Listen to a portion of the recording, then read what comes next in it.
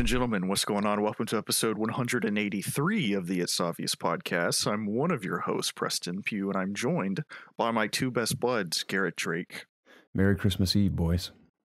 And Jacob Alka. Merry Christmas to you both. And Jacob Alka Claus. Yeah. That's exactly I'm who you rocking the Santa hat today.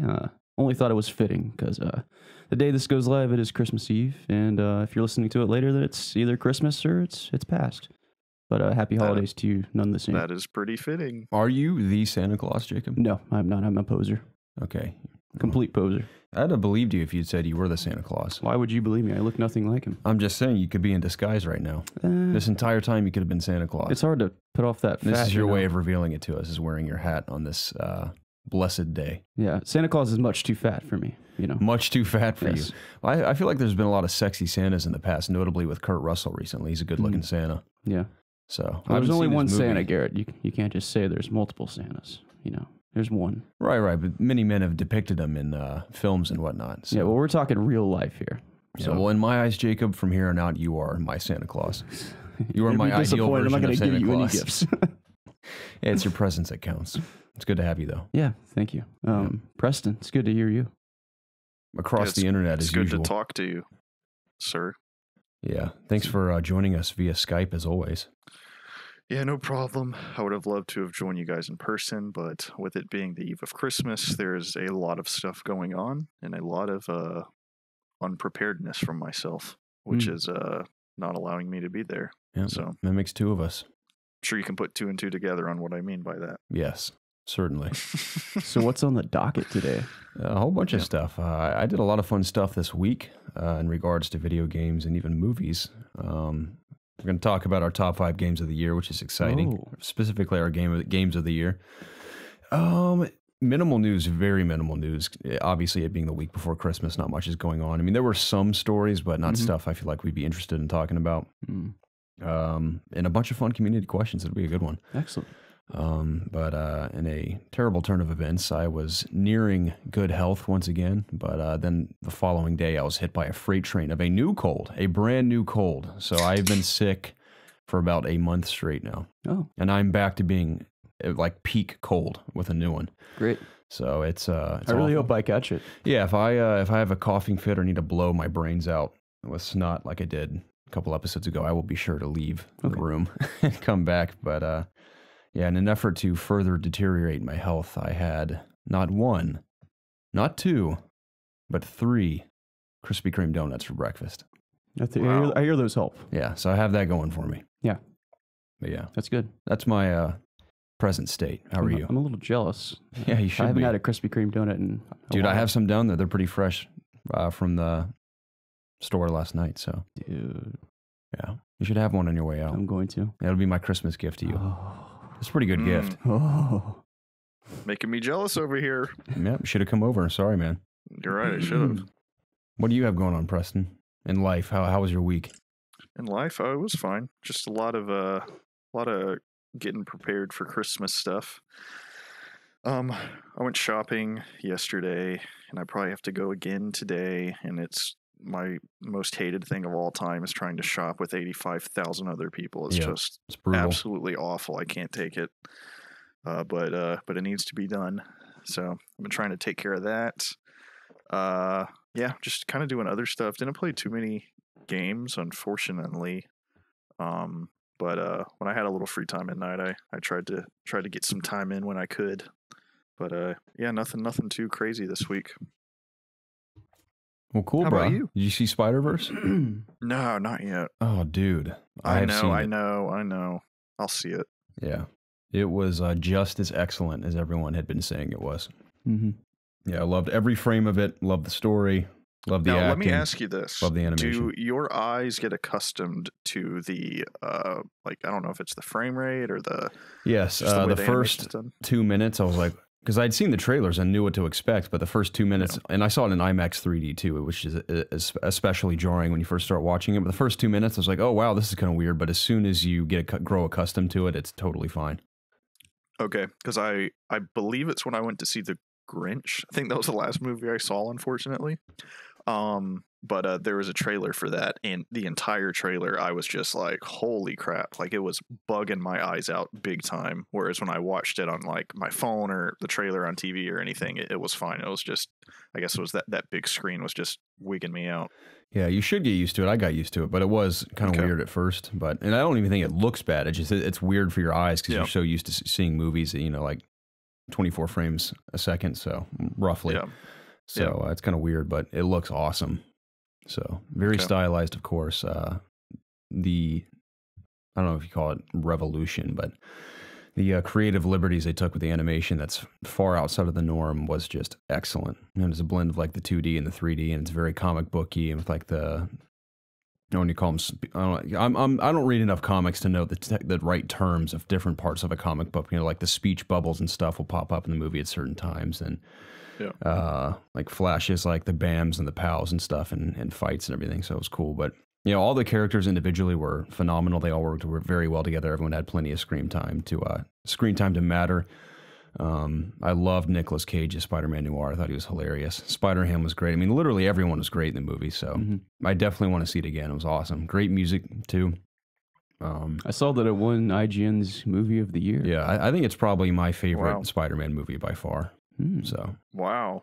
Yeah, even beyond all the, I love a lot of the live action ones, but this is, I think, the best Spider-Man movie that's been made easily. Wow. Yeah, so you kind of get everything you'd ever want from a Spider-Man movie in one. Plus, it just looks amazing. So it's very good. Highly recommend going to see it. So yeah, I don't really have much else to say because it's just that good. Yeah. So I have no critiques either. I loved every frame of it. I really love the designs of the villains too. It's really, really cool looking villain designs in the movie. It made me think like, man, I'd like to see some of these designs make it to the live action movies. You couldn't do Kingpin the way they do Kingpin live action because he's so huge that every time he's on screen, he literally takes up the entire frame. I think that's intentional. But like the Prowler design's cool. Scorpion especially, I thought was awesome. So. Because the MCU is getting kind of crazy. I feel like you can get away with some of these designs in some of these Spider-Man movies. Yeah. But we'll see. It was awesome. Speaking of Spider-Man, I made a pretty cool Raimi suit Spider-Man video for COG. Yeah, I watched that. Yeah, I had a lot of fun making that. I thought about sending you a text telling you that you should do something with like a Nickelback or something. Yeah, I should do that with Hero. I could have used that at the end. You didn't put that song in? No, I used Vindicated at the end because it's like really famous from Spider-Man 2. So I used that instead. Who does that song? Which song? The Vindicated? Who's the artist? Yeah, that's the ending credit song to Spider-Man 2. And people who like are really, really like know every frame, every line, everything about those movies love that song because of that. Why do you keep saying frame? Huh? You keep saying frame. Because we started talking about frame rates and frames, and I have it on the mind. That's gonna be your word today. Maybe. But yeah, everyone who knows those movies like the back of their hand are well aware that song was really popular from that movie, so that's why I used it. So I like that song from that movie too. Yeah. So I don't even know what the song is. Yeah, you might recognize it if you heard it. I probably would. So Garrett, what do you think about the webbed suit? Yeah, it's fine. I mean, it looks exactly like it did in the movie. I mean, for the most part. So I mean, it's not a suit. And if I were playing the game again, I'd rock all the time. But it's nice to have, I guess. It was a nice little surprise for people who wanted it. I think it's so funny about all the hoopla and Insomniac. Yeah, and the entire time they were like working on it. Ungrateful bastards. Yeah, it's like we're working on this in secrecy, and you guys are freaking out. Yeah, it sucks that they couldn't say anything. Like whatever the situation was, they couldn't at least say, "Hey, we're working on it. Just give us time." Why does everyone care so much about a suit that you wear? Like, I think it was the principle. I mean, I don't condone the people acting like idiots about the suit, but I think to them, when I try to put myself in their crazy shoes and their crazy mindset, I think that to them it was the principle of the fact that they get all these other suits, but the one suit they're not getting is the one famous movie suit, which I get. You just to an said it that you have all these cool suits, like exactly. But to them, it was the principle of the fact like it's not that complicated of a suit. It's famous from Tobey Maguire. Blah blah blah blah blah blah. Dude, this suit. Some YouTubers posted a tweet about this suit saying like, like, oh my gosh, like it was like to the point of him saying like, my life has led up to this moment. Like my world has changed due to the addition of this suit. This is a big deal. It's insane the way people we're talking before. I and hear it after makes about like this the thing. game like all new, like it's just a brand new game. It is. But It that's- changes it everything. is. Yeah. It's It's like actually the a good sequel. game now Oh, because yeah. of that suit. So, yeah, it was a nice little surprise though for Christmas. I'm glad people got what they wanted, I guess. Of Spider-Man, I just finished the final DLC last night. Yeah, what'd you think? Ooh. Silver Lining. I really liked it a lot. I think it put a really good end cap on Spider-Man as a whole. It makes me extremely excited for whatever they're going to do with the next one. The way that Yuri's story ends is extremely interesting for the next one. Same thing with Mary Jane, same thing with Miles. Like I guess just every character. Just the way it ends with everybody just makes the sequel extremely interesting. So yeah. But in terms of the DLC, just it was good. It was a little more of the same. It was more cinematic though. There was a mission or two that it was noticeably more like bombastic and cool than any other one of the DLCs, including like the ending, the final boss fight was really cool. But yeah, it was just same length as the others. Just kind of what you've been expecting if you've been playing the others, but I've thoroughly enjoyed the others, so I really liked it. So Preston, tell me this: are these the 3 DLCs for this game? Presumably, So now would be a good time for me to play through them all. Right? Yes, definitely. yes, Okay. that is I might correct, have to do sir. that maybe sometime over the break. And I definitely recommend, these aren't just like, oh, these are challenge maps. Like these further these story. Yeah, And I'm presuming they like are going to lead into the next game. I'll have to check those out. plus, Yeah. as an added cherry on top, in addition to the Raimi suit, or web suit, excuse me, you have 9 new suits to collect. Oh, Most of them are really cool too. yeah. They are. So you'd be looking fly while you're If you enjoying the DLC. if you 100% the open world stuff like the crimes and the screwball challenges, you unlock the Into the Spider-Verse Peter Parker suit. Oh, that's a lot of work though. It in is this third. yeah. It's not a It lot of is. work. It's going to take No, Something it's I don't know not. if I'm willing to do. I 100%ed all 3 of the DLCs, and each one took me like 3 hours, including like the main storyline and everything. Yeah, for me that's a lot of time, unfortunately, these days. Which sucks. Well, in terms of like 100%ing stuff, it's not that bad. Yeah, I at get all. that. Yeah, even the main game wasn't that hard 100% either. So No, like they add on all 3 DLCs, in all 3 DLCs they add more hideouts, and those are really fun too. They have their own narrative with them, and the first DLC, Garrett, you completed it. There was a side quest that had to do with finding like paintings or something. Did you do that one? I did do that one. Okay, there's another side quest kind of like that in this one, that has to do with Yuri, and that's the only way you can find out about her story is doing that. So that was something that the second one didn't have. I completely forgot the reason why I even brought that. I was going to bring that up for some reason, but I completely forgot. But anyways, yeah, the hideouts are in this one again, but they were easier than in Turf Wars. Turf Wars was hard as crap, some of the hideouts. Like, it was insane. So I don't know if they toned down the difficulty a little bit in this one, but I at least didn't die at any point during this DLC. Yeah, when you have those minigun guys shooting at you and those guys with jetpacks firing at you all at once, it's pretty intense. Yeah, it's a little gets much, I might say. ridiculous. Yeah, but yeah, I enjoyed it. I'm sad to see them come to an end because I love that game so much. So yeah, you and me both. I wouldn't mind prior to the sequel coming out, just periodically, if they feel like it for fun, just releasing more suits to collect. But then again, I think about if you add every Spider-Man suit you can possibly think of to this game. What can you really look forward to as far as suits, other than the black suit, of course, in the following Spider-Man games? So I'm fine with them reserving, like, let's say, Andrew Garfield's Spider-Man suits, or even Tom Holland's new suits, plural, of course, from Far From Home that are coming. So I'd rather them hold off for the sequel. That way we have more to look forward to as far as suits are concerned, because they've crammed a lot into this game alone.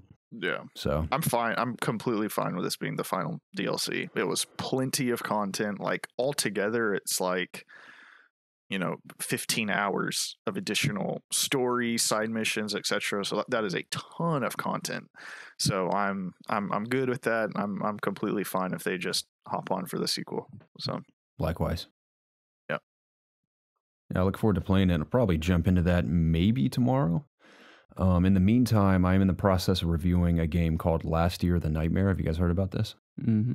Yeah. Never heard of it. Yeah, supposedly, according to information I was given, it was like the number 3 streamed game on Twitch for a couple of days, even beyond like Call of Duty and other stuff like that.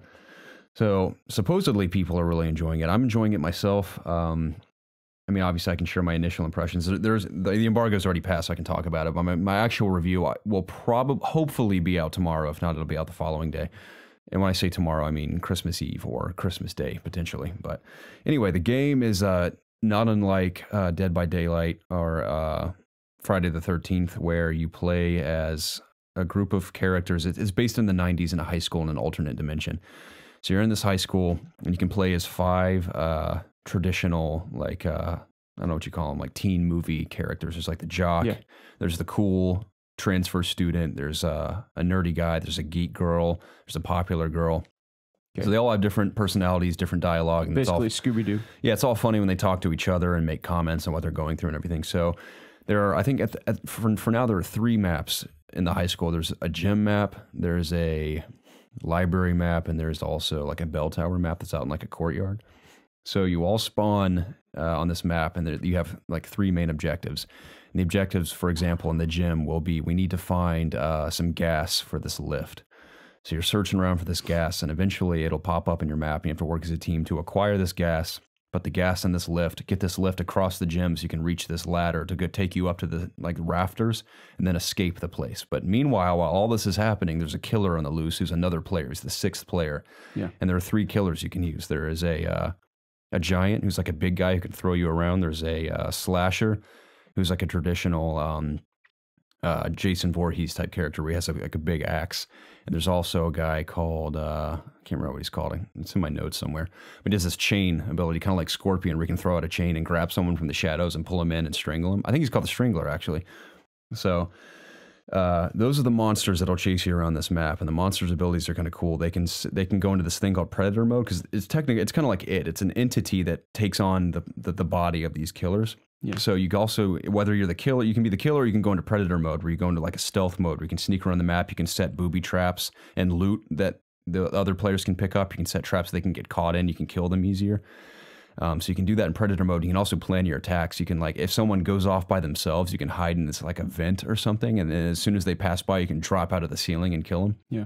So it's cool, and it's sort of like old school horror movies from like the 80s and stuff, where the killer will be there one moment and someone will run around a corner and think they're hiding, and they'll look and he'll be gone. So that's kind of like that, because I've had countless times where a killer will attack me and we'll all gang up on him, and the killer will run down the hallway and we'll cut around the corner and he'll just have vanished. So it's kind of cool like that.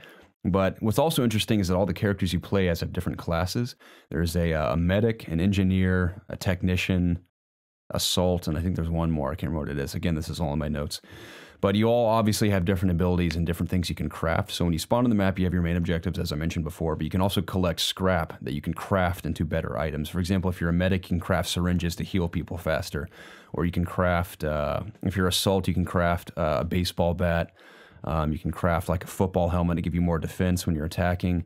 I think the technician is able to flash monsters. There's like a flash gun, so it'll blind them and disorient them so you can get away faster.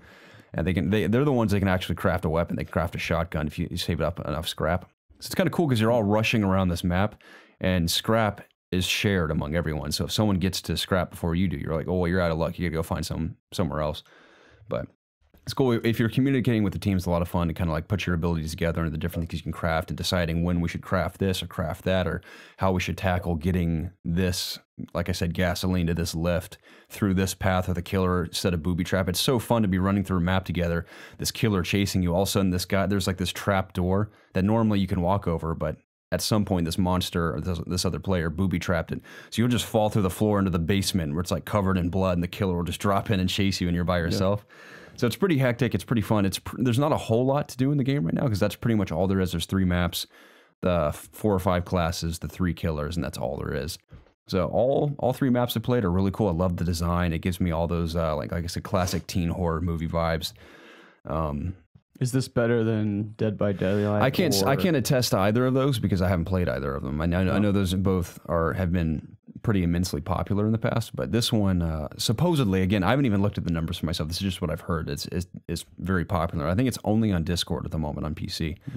So I'm having fun with it. I'm gonna obviously give my more in-depth thoughts with more detail and whatnot in the actual review, but it's pretty cool. I recommend checking it out. So yeah. Gotcha. And I meant to tell you guys, I have a couple extra codes I wanted to do a Let's Play with you guys if you're up for it at some point. I think I mentioned that to you. You did, yeah. So I would really appreciate that. Okay. Yeah, man. Are you talking about me too? Am I included? Yes, both of you. That's real nice. Yeah, I would love to do that with you all. I'd love I'll to. see if I can fit it in my schedule. I know. It's funny, like we joke about that, but that actually is like something we have to consider. It's like, when can we all align our schedules to make that happen? I'm pretty free this week. Okay. So. Are you super busy tomorrow, Christmas Eve? Because I'm just going to be hanging at the house all day, just enjoying life. I think I'm going to be just enjoying life as well. Dude, maybe we can nick away at it for fun for a little bit tomorrow. Regardless, we should try to play some games together for fun. It's been too long. I agree. I would love that so much. You guys could play Fallout 76. We could, man. We very well could. I haven't booted that bad boy up in a while. Yeah, that makes 2 of us, man. I have had no desire to do so either, if I'm being completely honest. But other than those games and Spider-Verse, I played a lot of Smash Bros. I think my main character right now is Ike, man. I really love Ike. I hate fighting Ike. Yeah, Ike's brutal, man. If you really nail his moves, he can be pretty intense. For whatever reason, I just get caught in his big slams all the time. Yeah, those slams how do I are keep intense. doing this? His up B is ridiculous. It is insane. Especially if you're on the edge of a map, it can be pretty detrimental. I played that and a whole lot of Mario Tennis. I'm still playing a lot of Mario Tennis. Man, the reason why is because my buddy at work and I play tennis all the time, whether we're in between sets or have rap sound check and we're just hanging out for like an hour or 2. We just play each other for an hour or more. Do you beat him? I beat him every time. Yeah, he sucks. Well, he did beat me a few times, and then I kind of got in the groove, and I use Diddy Kong a lot now. Oh, he's a speedy character. Is he a new addition? He is. I don't think he was in the game when I played. Yeah, I've discovered that I think speedy characters are my favorite in that game, and I mean he's good. I mean we have very close calls. I usually beat him, but yeah, he and I play a ton of Mario Tennis. Dude, just give me Bowser and it's game over. I think my my other coworker and I are going to play some Smash Bros. Tonight. He's bringing his Switch. There you go. And we'll just connect to the Wi-Fi in the room because he's across the room on monitors. You don't even need to do that. You can just do local play. I thought about that, but we're because he's on monitors. I'm in front of the house. We're in 2 different parts of the room. So and I think it's like a really easy jam band tonight. I think it's just one band. So I'm like, let's just sneak and play some Smash Bros. While this is happening. Yeah. I hope no one from work that matters listens to this. I have online now, so. Oh, excellent. If you're doing that, dude, maybe you should maybe I'll be free. Yeah, I'll start a lobby and I'll tell you about it. Maybe you can jump in. I actually played, Kelsey, Casey's friend. Yeah, she's been playing it, so I played a couple matches against her yesterday. She any good? Yeah, she's no way better than I am. Yeah. Really? Yeah. Who does she play as mostly? Well, we like every match we switched characters, but she said she liked playing as like Ike, Peach, and Zelda, I think it was. Yeah. You mean Zorlda? Zorlda, yes. I love playing as Zelda. Yes, Zelda seems very powerful. If you know. Yeah, well, I kicked Zelda's ass with Ike several times. I'm sure you did. Dude, my almost main right now is King K. Rool. That guy he's is good. Brutal. He's a big old boy. Yeah. Bowser's good. So is another one of my characters that I like playing a lot is named Roy. He's really good. Mm-hmm. I like Villager. I think he's actually good too. Villager. I know you can play different versions of him, but he's pretty brutal with this bowling ball. Yeah, it's pretty powerful. Stupid attack. little rocket thing that he shoots. Yeah. I always get hit by that. Yep. But Yeah, Smash Bros. I've been playing that too. I can talk about that. I'm like playing so much of the World of Light, but I feel like I'm nowhere even close. I got so bored of that, dude. I just play Smash and I slowly unlock characters like that. I think it's fun because of all like the different challenges every match that you play. Like some are really easy, yeah, but some are like super hard and they're fun. Like when you beat them. And for like the most part in that, I've been using Mario, so he's like kind of become my main. Yeah, and that's usually my go-to. And like I like going through the map in terms of like just how it looks in the mode, but yeah, it seems like it's way too long because like I just uncovered like there's like multiple sections of this map. Like you think you see the whole map when you start, but no. Yeah, there's like this whole second section just is like appeared, and then I know there's a third section like above that one that I don't even see yet. So I mean, I'm gonna finish it. I'm gonna see it through just because I enjoy the game. It's pretty grueling. It's just a good thing to do, like when you're playing alone, for sure. But yeah. And I also enjoy playing Pikachu. Still playing Pikachu a lot. Nice. I kind of dropped Fox. I've kind of realized I'm not very good with him. Yeah, I'm okay with Fox. I liked him for a little while, but ever since I started playing as Ike, I play him mostly. I was good with him on N64, but I just can't get him down in this version. I unlocked someone last night. I can't remember his name. I don't even know what game he's from. I think he's from like a turn-based game. He has, I think his B. I always forget the buttons on the Switch because I never look at them. But I think his B brings up like a wheel of different powers, like power-ups. Yeah. There's like a shield. There's an attack. Jump. Yeah, speed, jump. Yeah, what's that guy's name? Smash. Shulk. Shulk, yeah. I kind of like Shulk. Yeah, he's pretty good. He's pretty cool. Who was I going to mention? Crap. Who did I just unlock? No, not Jigglypuff. I've almost unlocked all the characters. That's impressive. Close. Yeah. I'm still not even I'll close. always close my application when I get on. I'll turn it on. I'll play a quick Smash, like 3 stock against the CPU. Yeah. That unlocks an enemy. If I beat them, you know. Yeah. Sometimes I don't. But then I'll jump into World of Light. I'll play for like 10 minutes and I'll back out. So I've just been like kind of keeping it in the back of my mind that I just need to keep exiting out of the campaign to unlock new characters. Okay. So it's kind of helped me unlock more. Dude, I keep getting screwed so bad when a new challenger approaches. Some of them are tough, man. It's not even them. It's the stage kills me. Like I was trying to unlock Snake. I've tried 2 times, and the Metal Gear kills me both times. Like, yeah, the Metal Gear killed me as well. It's so annoying. But yeah, I'm past Snake. I've never tried to use Snake. Have you guys? I have not. I can't unlock him. That damn Metal Gear ruining everything. Yeah. I got to be honest, man. I kind of want to play Metal Gear Solid 5 again. I just kind of like. I Persona 5. I really like that game for some reason. Dude, but then again, I kind of want to play Hitman too because people love Hitman, and the more gameplay I see from that, I'm like, why am I not playing that? Because it looks so fun. Hitman is like the game that I should be 1,000% into, and I said the exact same thing about Metal Gear Solid 5. But I've tried several times to get into Hitman. I got the entire first season through Humble Bundle or something, and I've tried so many times, and I just cannot get into it for some reason. Yeah, I feel like I might be nearing an itch for a stealth game. I kind of want to try Hitman. I owe it to myself to try Hitman, finally. Well, I saw that they did an update for Dishonored 2 and Death of the Outsider. They added a new black and white mode. They added a few new bone charms or something. Yeah, I kind of want to play that on PC again. That'd be awesome. Awesome, dude. Everything's black and white except for the blood is red. Oh, that's amazing. Yeah, it looks really, really cool. So I've had an urge to go back and play Dishonored 2 again. It's been so long since I played that. Phenomenal. Wow. Yeah. It's on the winter sale. Dude, while we're at it, let's play some Thief again, man. Yeah, dude. Now you're talking. Yeah. Now you're talking. You guys checking out anything at the Steam winter sale right now? I didn't even know that was happening. What's Steam? Yeah. I use Epic Games now. Yeah, I use Discord now, dude. Oh, yeah. Yeah, right. Yeah, Dishonored 2 is like 13 or 15 bucks, I believe. Oh, I may invest. Yeah, the only game I've bought so far is I'm gonna completely butcher the name. It's either Parlov or Perlov or something. Parlov VR. It's pretty much Counter-Strike in VR, but I hear a lot of stuff about that. Freaking funniest videos from that game that just make me want to pick it up. It looks absolutely hilarious. I picked it up for like $5. Dude, that video from PewDiePie when he was playing that guy's telling him about how much he loves PewDiePie and the other guy shoots him in the head. That's one of the funniest things I've seen in a long time. There's this other VR channel. It's called like Merv VR or something, and he does several videos in that, and it is freaking hysterical. Dude, I bet we could make some really funny stuff with that. A 1080 can handle Vive, can it? Yeah. Oh yeah. Can it handle it well? Yeah. Okay, because I'm tempted to. I mean, I can't afford it anytime soon, but I think it'd be fun to invest in Vive and do some VR stuff like that. It'd be a lot of I mean, fun. you could try out the Rift. Is Yeah, I think I would get an Oculus. You think so? yeah. I kind of wish I got Because I've tried both a lot, but I've always feel like I feel like I like Vive more. But what about Oculus appeals to you more? Is it the controllers?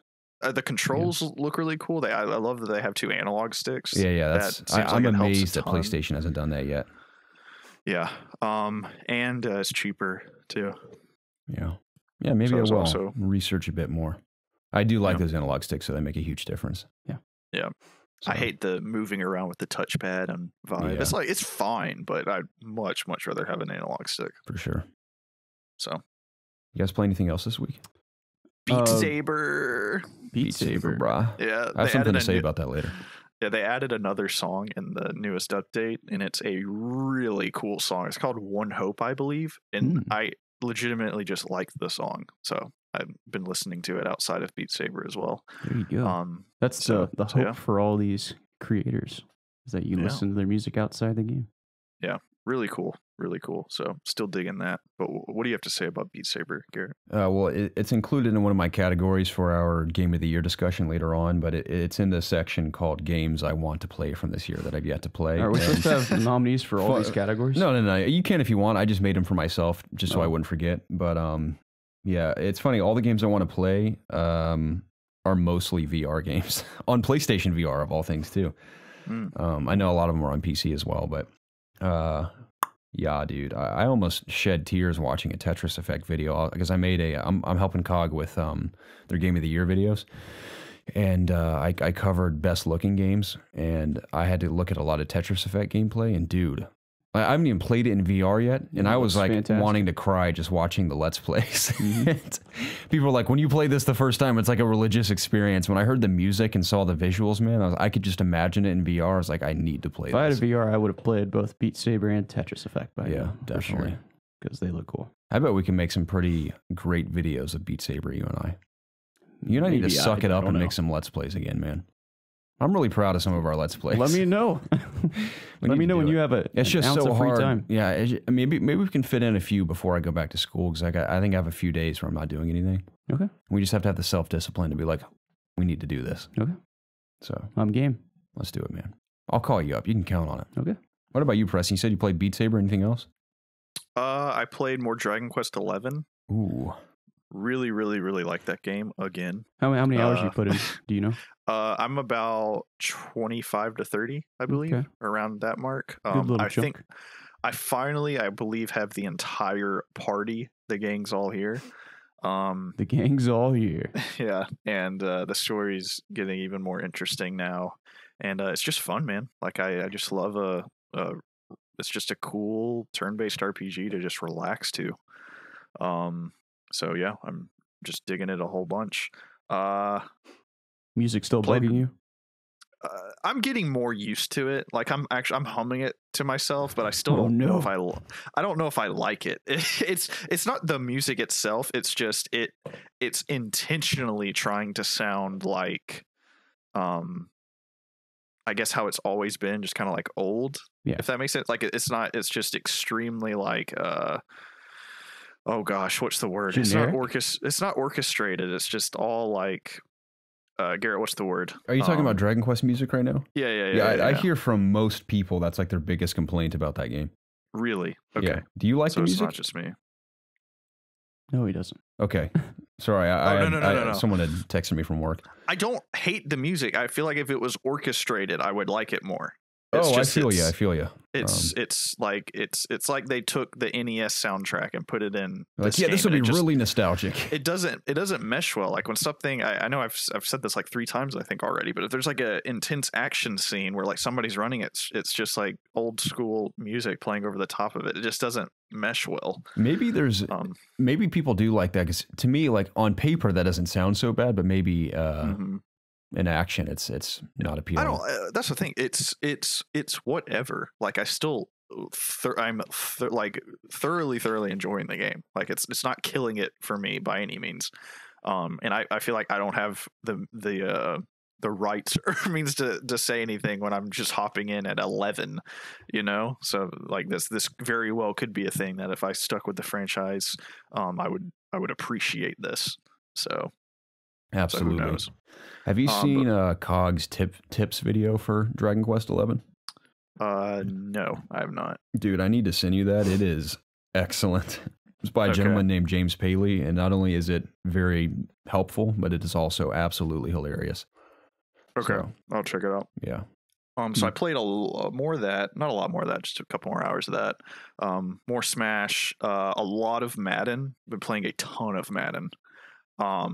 Just because I don't have a ton of time, so it's either Smash Brothers or just something quick. So I'll play a game of Madden. Is this the new Madden? No, I'm still playing on 18. I had the free trial of 19, like the 10 hours, and I'm not completely up yet, but my PlayStation is just in rest mode, so I just wake it up and just play a match or two, a match like it's tennis, a game or two. But I am really excited for the NCAA mod coming to Madden 19 on PC.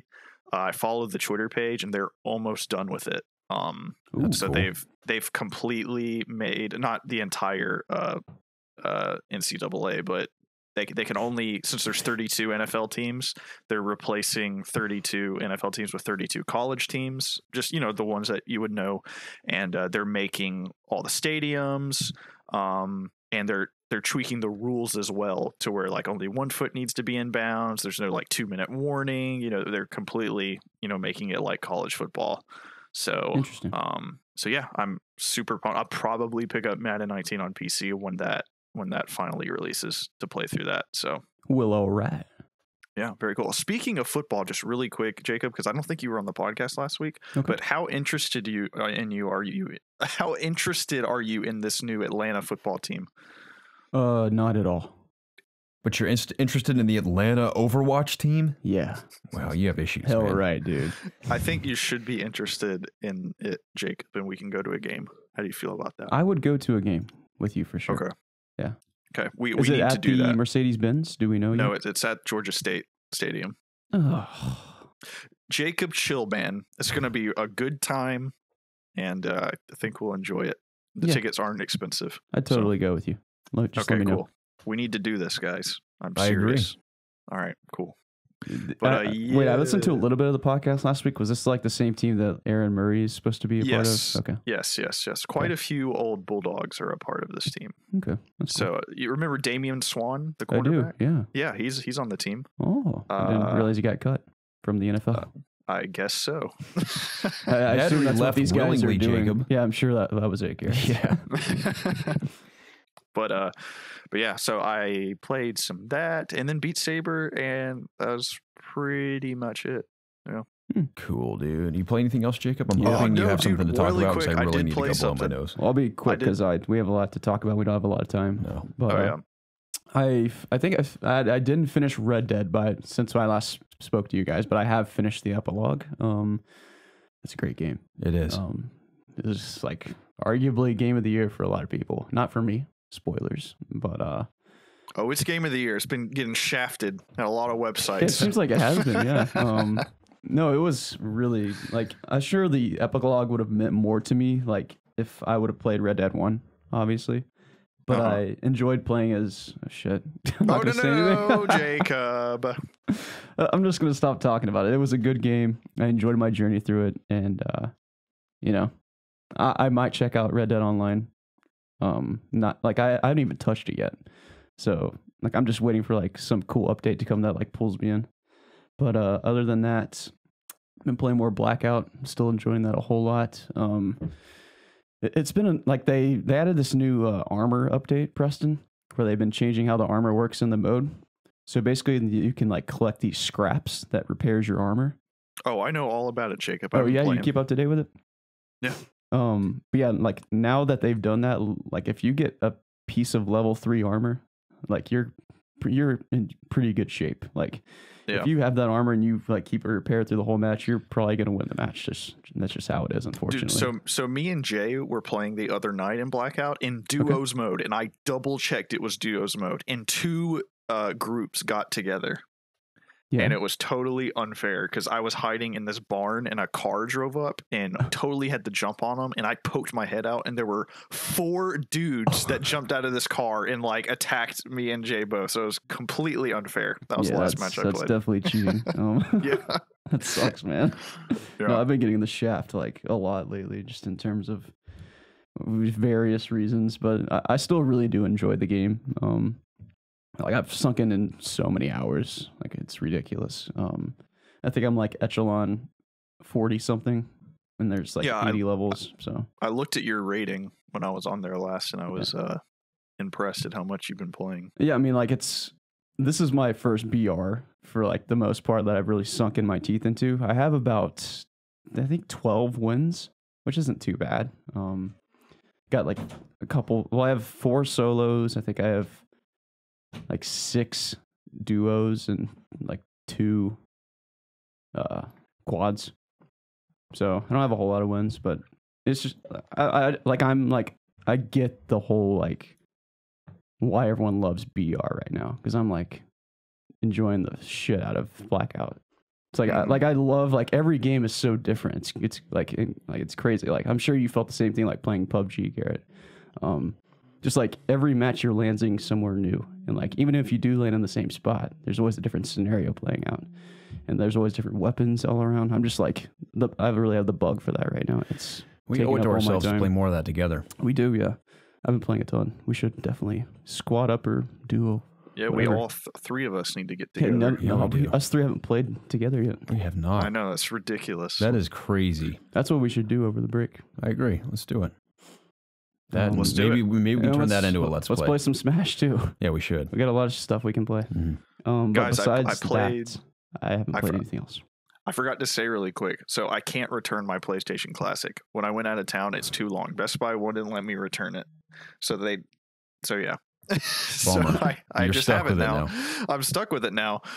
So I opened it and I played a little bit of Siphon Filter, and man, dude, I was a bitch as a little kid because that game is easy, and I remember it being so hard and dying all the time, and I just am like waltzing through the game.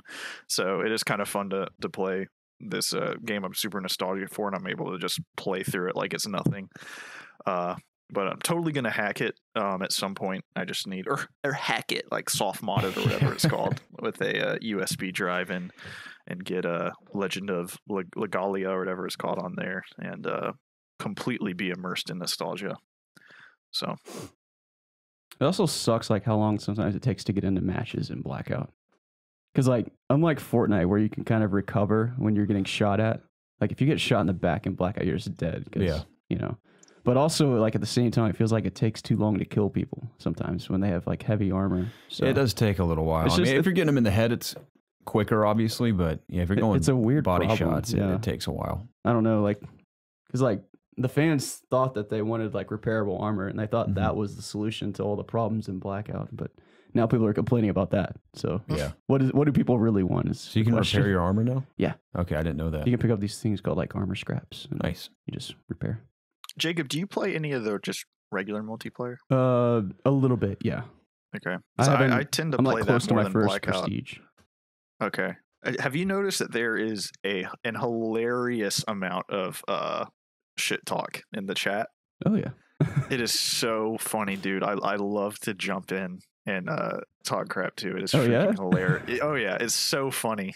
It's just a majority of it just feels like intentionally just like they're just trying to be funny. I don't think any of it's serious, and it's just it's really funny. Yeah. I actually see more shit talk in Blackout, just like little kids just saying ridiculous stuff. It's just typically little kids. Like, your mom gay or some shit. Yeah. You know? Yeah. Yeah. Blackout's it's fun, but it's also annoying. I keep forgetting we have Battlefield's Battle Royale coming up early next year. Oh yeah. So we'll see really if that's cool. the saving grace of that title. I don't know. I mean, there's nothing, I don't think, objectively wrong with that game. I mean, I'm sure people have their like hardcore Battlefield. Well, they changed the time to kill to make it longer, then they changed it back. Yeah. So I mean, I imagine hardcore fans have some complaints, but it's just a very general Battlefield player. I don't really have any complaints about it. It definitely doesn't grab me. It's not like anything special, like compared to one. as of right now, I enjoyed Battlefield 1 more than 5. And you've played 5. Like, how much? I played would it you say? fairly significantly. I probably played close to 10 hours of it. Okay. I used up my entire trial for it, so I played about 10 hours. Yeah. Gotcha. Did you guys both play like a fair amount of multiplayer, or was it just the single player? Yeah, I didn't touch play, the single player. I played one mission of single player and did not want to play it again. Gotcha. It's very boring, in my opinion. But yeah. See, I enjoyed the story from 1. Like, I enjoyed those. Like, are they? I hear the ones same? in Battlefield 5 aren't nearly as good. Okay, that's disappointing.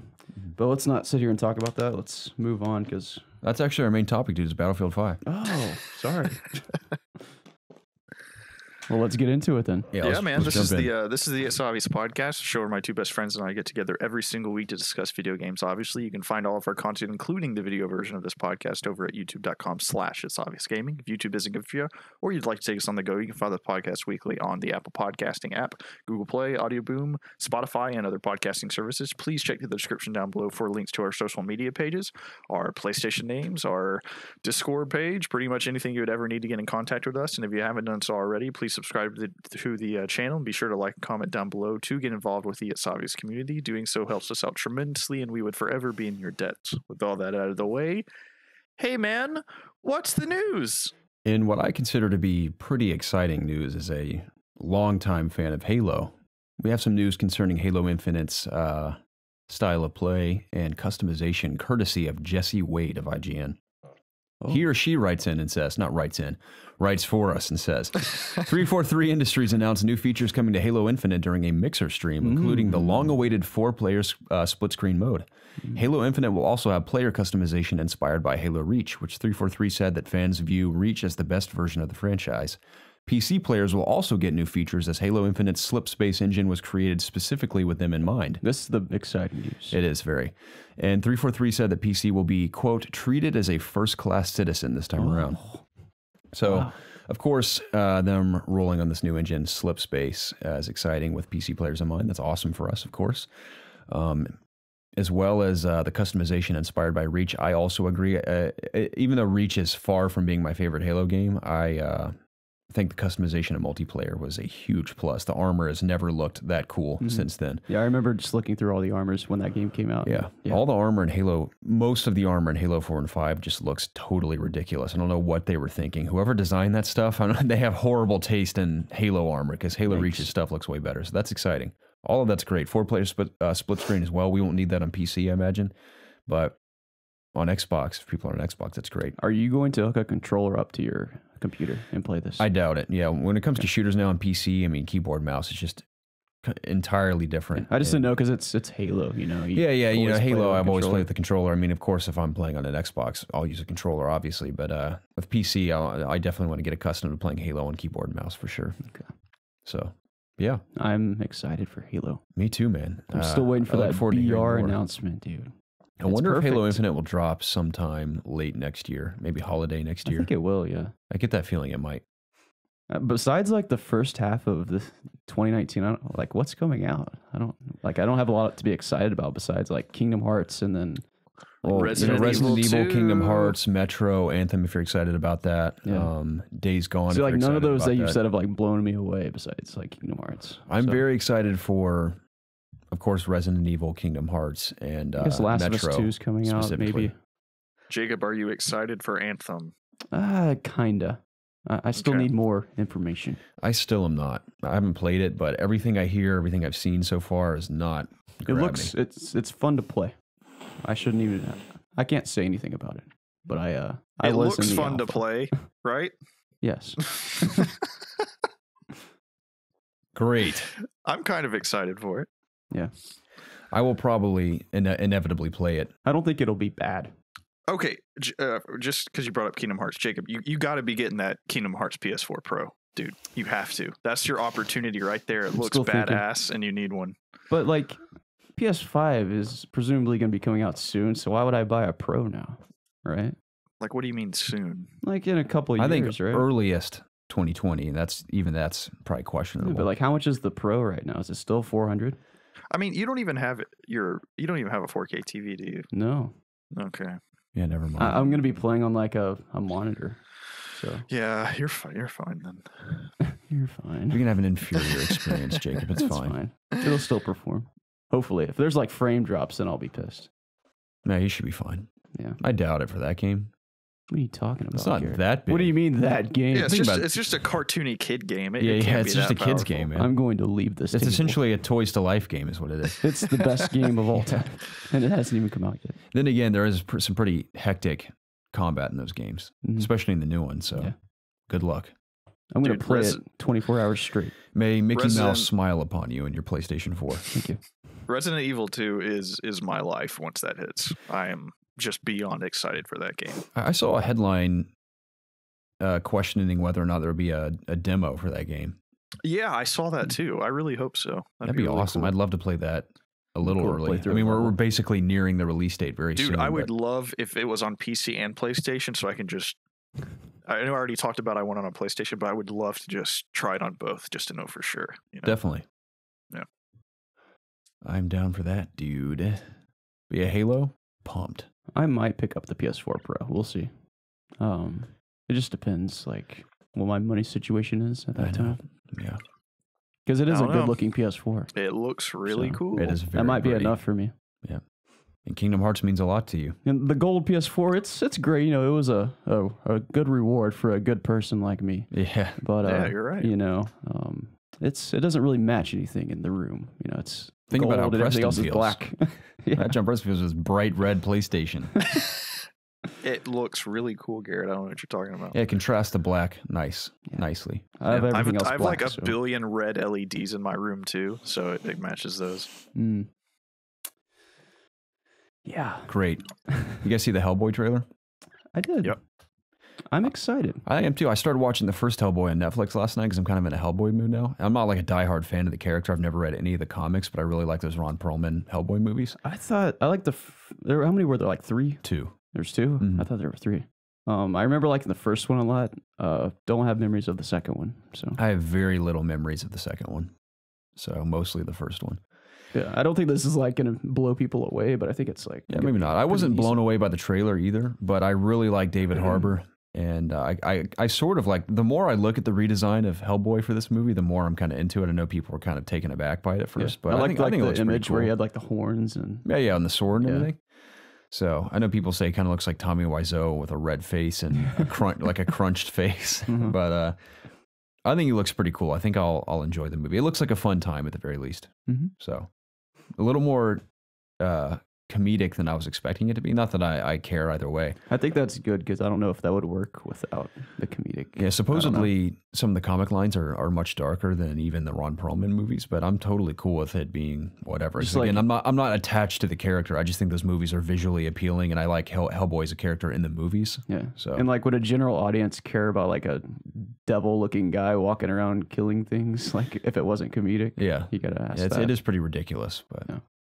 should be pretty fun. I hope it's a good movie because, like I said, for the sake of David Harbour alone, I hope it's good. But yeah, Me too. you have any thoughts on that, Preston? Not really. I mean, I watched it. I saw the trailer. It's fine. I don't know. I have really no feelings for it. I didn't see the original Ron Perlman ones or anything. So Oh, you haven't seen I'm any not- of those? no. Yeah, they're Nope. pretty fun. I kind of have just no feelings about it. Not missing too much. I mean, they're just flicks. They are just a couple of flicks at the end of the day. Yeah. And this will be another flick. A rebooted flick, but a flick nonetheless. Yeah. Gentlemen, you want to talk about our top 5 games of the year, specifically just our games of the year? Sure. Cool. I'm ready. I'm ready. Of course, we talk about this regardless, but Dexter Clark wrote in a few weeks ago, and I promised him I would not leave him hanging. He says, "Gentlemen, good day to you scholars of industry. Since Thank we you. are approaching the end of the year, I would like to know your top 5 games of 2018. I know y'all went over the nominees for Game Awards in the last podcast, but I'd like to hear your personal preferences, like always." Let's do it, boys. I'm ready. Let's give I'm him what he prepared. wants. You guys want me to go first? How are we doing this? Like, starting at 5? Yeah, I'm going to start at 5 and go up to 1. I mean, it's obvious what I'm going to say, but Are we gonna like go one at a time? Are we gonna like all do them? if at you once? want, so we're not reiterating our thoughts on each game over and over and over again, we can just talk about. I'll talk about my top 5, and while I name each one, we can talk about our thoughts on said games, Okay. if you'd like. 'Kay. So my number 5 is Far Cry 5. Okay. Only because it's the 5th game in the franchise. Oh, yeah. The 5th main game. That's okay. That's all I have to say about that. Okay. Next one. So Far Cry 5 was... I put Far in Cry your 5 top because 5. there are many games that I imagine would have taken Far Cry's place on my list, but I didn't play them. For example, Monster Hunter World, I didn't play.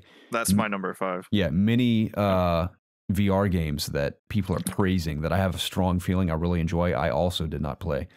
I played Florence. I'm going to say I played Florence, that mobile game. Yeah, really Yeah, impressive. it's good. It actually made me kind of emotional because I can totally relate to that story. Yeah. I'm sure you can too. Yeah. Did you play it? I did. I played it like really early. Yeah, this year. that I wanted to say that made me believe in mobile games. Like I know mobile games there's some really solid ones like Doodle Jump, Angry Birds, stuff like that. Well, like, is Florence like a game per se? It's more of like just like an interactive story, right? It is. I'm joking about the Doodle Jump stuff, but Yeah. like PUBG and Fortnite run very well on mobile. But it was like as very far charming. as where you can take that medium on mobile and something to play, like you said, it's kind of like a Telltale experience in a lot of ways. But just the art style and the way they tell that story and the way you interact with it was really interesting to me. It's really unique, yeah. So that was solid. That's actually one of my honorable mentions for this year. But yeah, Far Cry 5, I just really enjoy Far Cry gameplay when I'm in the mood. I haven't played Primal, so the jump from Far Cry 4 to 5 was enough time for me to like really enjoy everything I played in Far Cry 5. Not my favorite setting. I really did like a lot of it. I liked it's in Montana, correct? Yes. Yeah, I liked Montana, specifically Faith's region, that we've all discussed in the past, was really cool. I still think my favorite setting in Far Cry so far is Far Cry 3 setting, the tropical islands. But really did like the characters in that game. I loved a lot of the vehicles and the weapons. Of course, that DLC. The what? The DLC was great. The DLC was solid, with the exception of the Mars DLC. I didn't love the Mars DLC. I was just joking. I don't think any of the DLC was good. I thought the Vietnam was kind of fun just because it was very stealthy. What was the first DLC? I already forgot what it was. The Vietnam. Vietnam was first? I thought Vietnam was last. Or maybe there's some zombie one or something. Maybe zombie was last. I remember liking the zombie in Vietnam just enough, but I did not like the Mars DLC. Yeah, it was Mars. Yeah, Mars sucked big time, at least in my opinion. Yeah, DLC could have been better for sure. But overall, the main package, really enjoyed. Super fun to me. I just like running around, being stealthy, and choosing my loadout and determining how I'm going to tackle each base. And even the multiplayer is pretty fun. I played some of the competitive multiplayer and some of the custom maps and everything was pretty cool. So overall, solid Far Cry game. I look forward to dabbling in New Dawn. We'll see how that plays out. So the continuation of that tale with new characters 17 years later in a quote-unquote post-apocalyptic Far Cry map. Yeah. We'll see. You guys have anything else to add about Far Cry? No, it's not. I mean, it was a good game. I enjoyed I'm glad it came out when it did this year because I wouldn't have played it otherwise. Yeah. And I'm glad I did play through it because Far Cry has always been a very fun sandbox to, fuck around in and just, do whatever you want with what they give you. I enjoyed Montana a lot, like you were saying. Oh, and the sidekicks were great too, man. Especially Cheeseburger and Boomer. Yeah. I love those sidekicks. Yeah, Cheeseburger was awesome. I really like the girl with the bow too. Forgot Cheeseburger riding the vehicles? No, he ran alongside it, which is so funny. He would just keep up with you. Yeah. And I remember Preston and I would strap C4 to him and blow him into the high heavens. Yeah. And laugh hysterically while doing so because your companions just don't react when you attack them. I remember those videos. So yeah, that was so funny. I think it's one of our Twitch clips. I need to go back and watch that. Yeah. It is. I liked the ending of the game, and I'm glad it's continuing into the new Far Cry that's coming out this coming year. I was disappointed, like I always am with Far Cry, in terms of how its story kind of plays out through the game. It kind of felt weird, just it wasn't really put together. Sorry, I'm really glad well. the lid was on that. Yeah. Yeah, I mean it was a solid Far Cry game, but it was not in my top 5. I feel you. Something else I wanted to add about that. Yeah, I've never been too attached to the actual stories of the games. I enjoy a lot of the characters, but the story themselves, I don't really get that into it. It really is just that sandbox open world gameplay, which it's always done with really crazy, wacky characters. Yeah. So, yeah, fun time. My number 4 is Celeste. Also my number 4. Which I've yet to finish, but I already love that game to death, and I know by the time I finish it, it will inevitably be on this list. How far are you? I'm still in the what's that area? It's after I don't know how to describe the hotel. No. I'm beyond that. I'm past the part with like the wind level where there's wind pushing you back and forth. I'm past that. I briefly remember that. Yeah. I'm like, I can't remember. It's like time or something. Have you? I don't know if I can say that. I know. Like I'm aware of what the story's all about and everything, and I think I know actually how it ends too, just based on conversations I've had with other people. But sounds like you're past halfway. So. Man, I listened to a lot of the music recently too, because I played a lot of the game on silent because I was at work, but I was aware that the music was great, and I listened to it through a COG video. It was my favorite music of the years from Celeste. Oh, really? Oh, yeah. Yeah. What I've heard is excellent. So, yeah, the combination of that just simple but very challenging at times platforming gameplay and all the not only the look of all the levels, but how they all play entirely differently, and you have to combine everything you've learned so far to tackle different areas. And I love how you just instantly respawn when you die, and you can just try over and over and over and over again. It's nice. Definitely the most challenging game I played this year. I think, and the underlying metaphorical message of that game of embracing your dark side and climbing your personal mountain. It's beautiful in that sense to me, metaphorically, of course, and. Just the whole thing, gameplay, story, the message, the music is just total package. For an indie game especially, it's just mind-blowing. Yeah. It's the first time in a while I played an indie game and be like, that game is truly phenomenal. That was, I think, the only game on here that I like exclusively streamed, like from start to finish. Yeah. So like it was a good game to stream. Nice. And I enjoyed it for that reason too. Yeah. Have you played Celeste, Preston?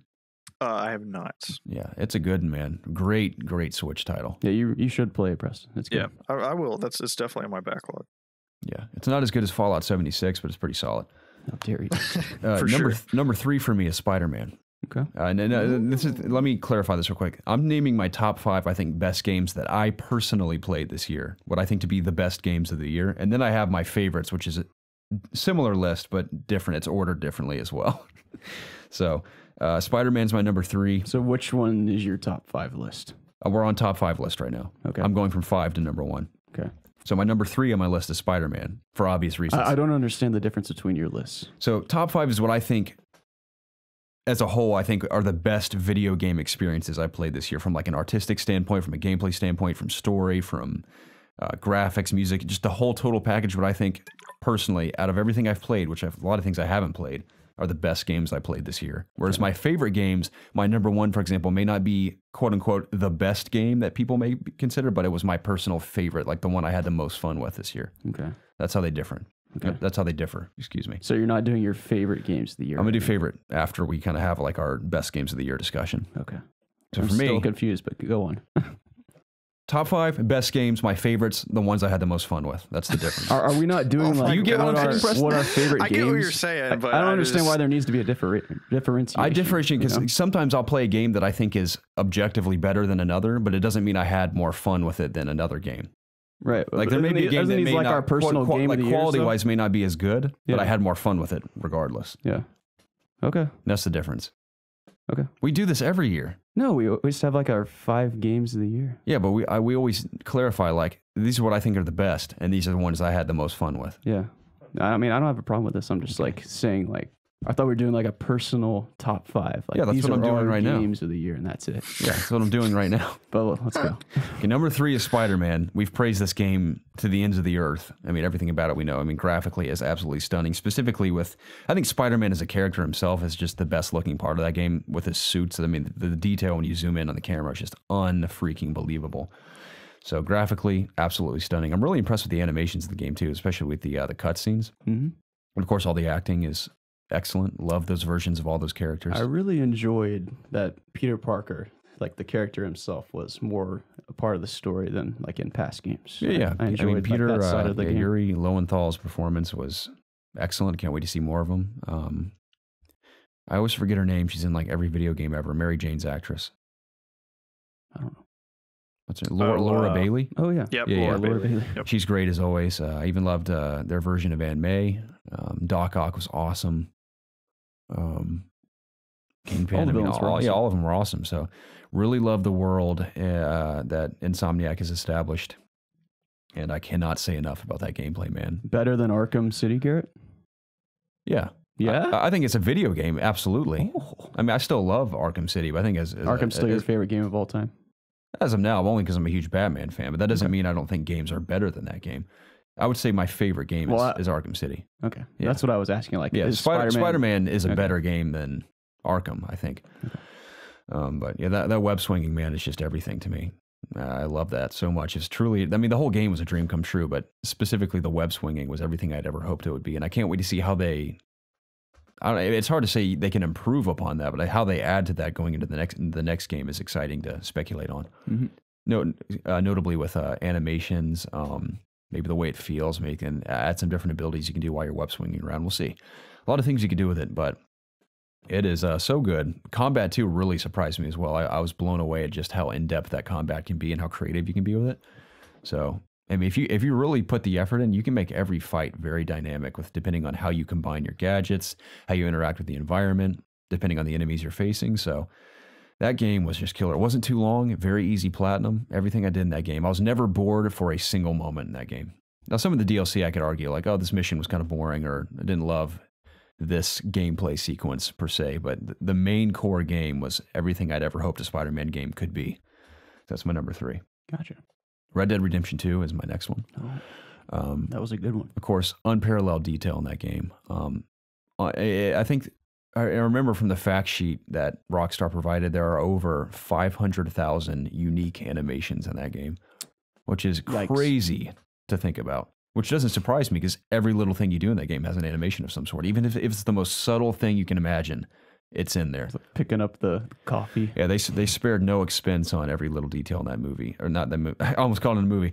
That game. And it's funny, I've played the crap out of that game, but I still feel like I haven't played it enough to truly savor it. Because I was very, like I said, I was incredibly rushed through the first time I played it. And I've yet to go back and really give myself more time to enjoy the story, to be slow with exploring the world and doing some of the side stuff and interacting with characters. I mean, I had to gung-ho blaze it from start to finish as fast as I could.